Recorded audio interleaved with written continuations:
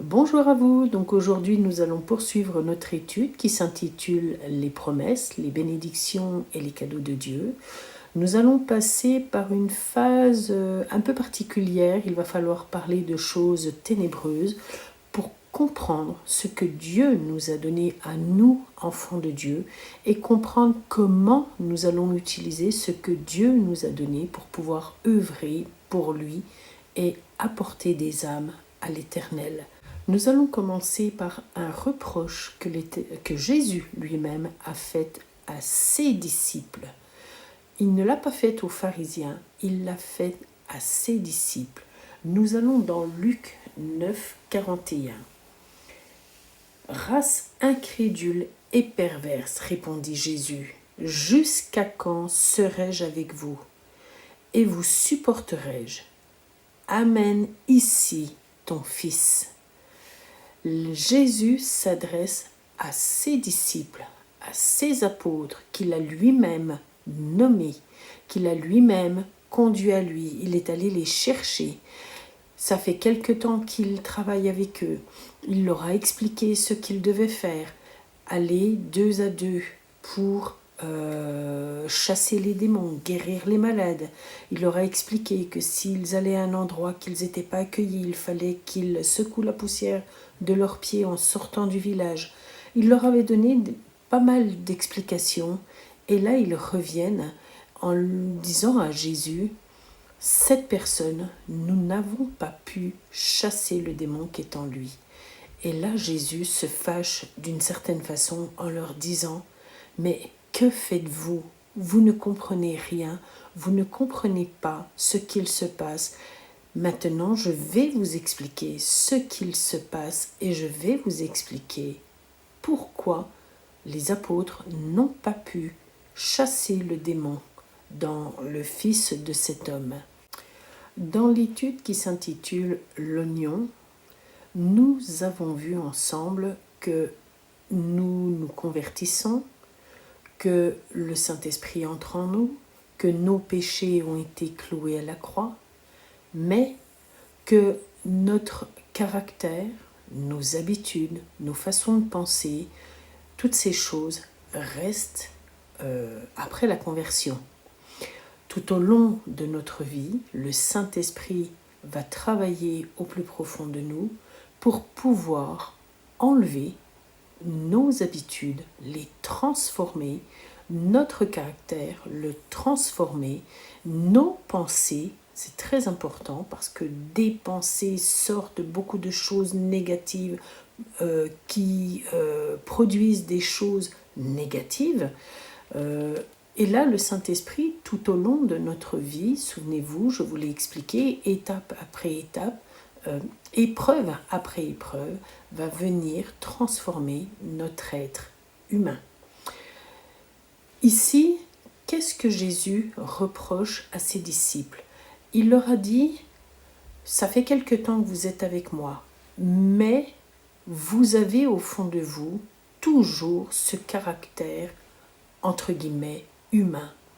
Un caractère qui est d'une certaine façon mauvais, avec des pensées qui quelquefois sont mauvaises, avec des réactions, des habitudes qui ne sont pas bonnes. Ce sont ces choses-là que Jésus va pointer du doigt en leur disant clairement incrédule, perverse.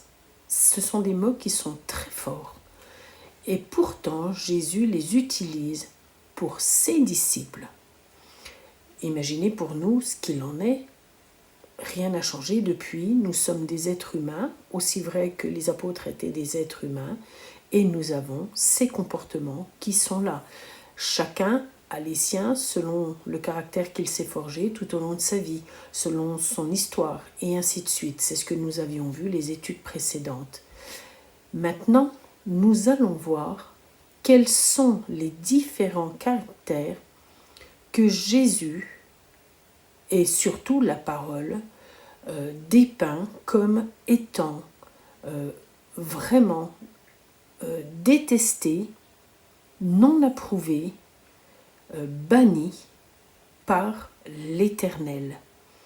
Elles sont nommées dans la parole à plusieurs endroits. Nous allons en voir quelques versets ensemble et nous allons comprendre ce qu'il se passe dans l'être humain avant sa conversion, mais aussi pendant sa conversion.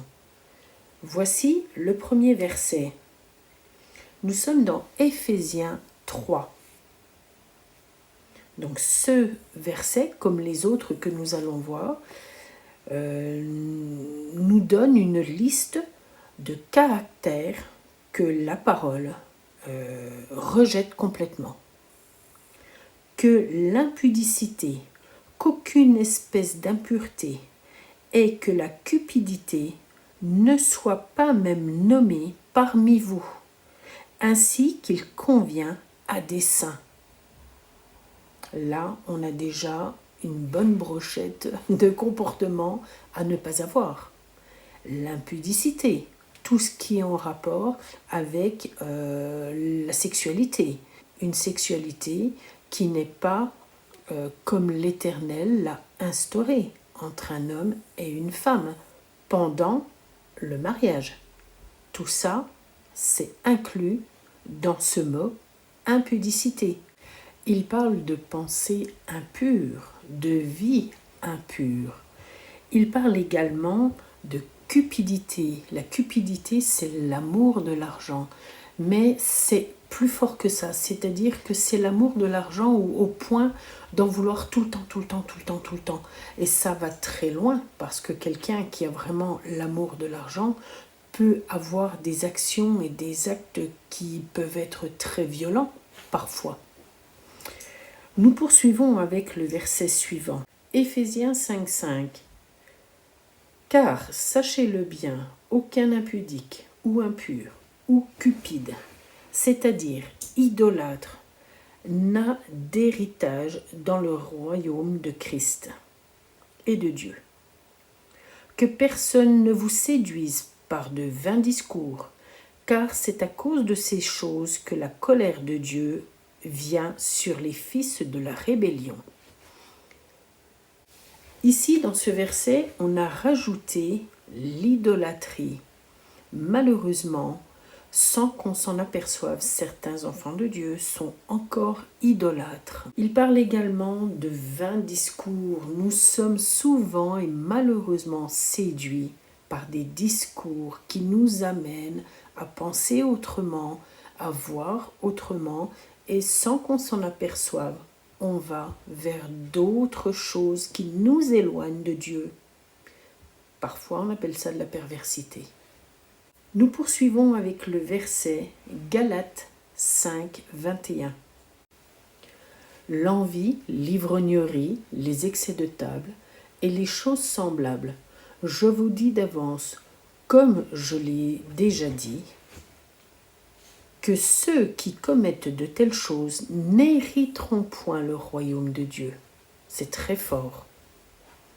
Et nous terminons avec ce verset, Apocalypse 21, 8. Mais pour les lâches, les incrédules, les abominables, les meurtriers, les impudiques, les enchanteurs, les idolâtres et tous les menteurs, leur part sera dans les temps ardents de feu et de soufre, ce qui est la seconde mort. Dans ces deux derniers versets, nous parlons d'ivrognerie, d'excès de table, d'envie, j'ai envie de dire convoitise aussi. Nous parlons également d'enchanteurs, de menteurs. Vous comprenez bien au travers de ces 4 versets que l'Éternel, dans sa parole, nous donne tout un panel de comportements qu'il rejette complètement. Et en tant qu'enfants de Dieu, nous devons absolument faire attention à ces comportements. Je vais maintenant vous expliquer pourquoi. Nous allons parler maintenant d'un domaine que beaucoup d'enfants de Dieu n'aiment pas. La plupart du temps, ils n'aiment pas en parler, ils n'aiment pas y penser, et pourtant, c'est à cause de ce domaine que nous avons autant de problèmes. C'est à cause de ce domaine que nous avons des luttes continuelles. Et si nous ne le connaissons pas, si nous ne comprenons pas comment il fonctionne, nous ne pouvons pas comprendre ce qui nous arrive parfois dans notre vie. Et en plus, et surtout, j'ai envie de dire, nous ne comprenons pas pourquoi Dieu, avant même que nous soyons sur terre, a déjà prévu des projets pour nous. Réalisez que partout autour de vous, il y a des esprits impurs, mauvais, qui vous surveillent afin de vous piéger dans leur filet.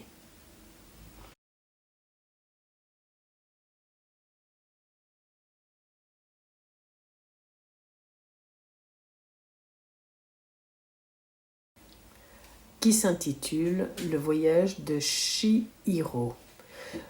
C'est un dessin animé, sincèrement, que jamais je n'aurais regardé, moi, personnellement, tout simplement parce qu'il s'agit d'un monde d'esprits, de démons. Mais je dois admettre que ce dessin animé m'a particulièrement touchée dans le sens où il montrait le comportement des êtres humains et ce que les esprits, les démons, et plutôt comment les esprits et les démons agissaient en fonction des comportements humains. Dans la parole, dans Proverbe 1, nous avons un exemple de l'attitude de l'être humain et de comment il va réagir. Là, nous parlons que du comportement humain. Donc, Proverbe 1, 10. Mon fils, si des pécheurs veulent te séduire, ne te laisse pas gagner. S'ils disent, viens avec nous, dressons des embûches, versons du sang, tendons des pièges à celui qui se repose en vain sur son innocence.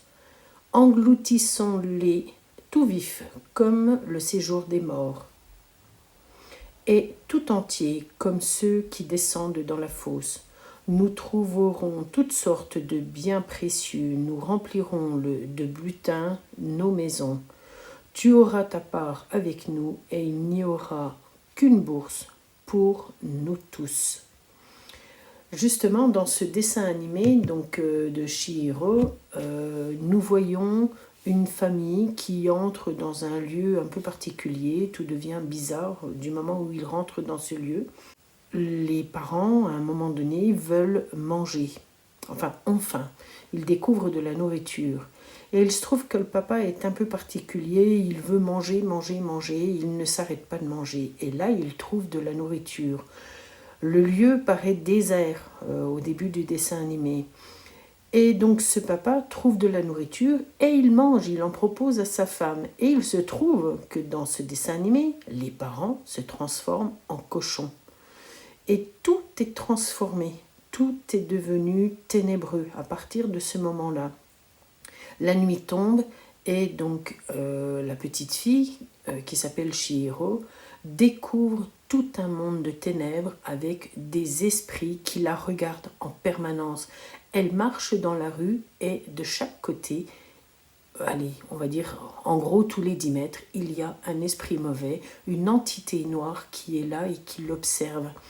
Et tout au long du dessin animé, on comprend que en fonction des réactions des personnages qu'il y a eu avant, donc sans doute des êtres humains qu'il y avait dans dans l'histoire, ils ont été engloutis, pris au piège par leur propre comportement de cupidité, comportement de convoitise, d'excès de table, de boissons. Et ces êtres humains sont transformés en animaux étranges, certains en grenouilles, d'autres, ils ont des aspects un peu bizarres.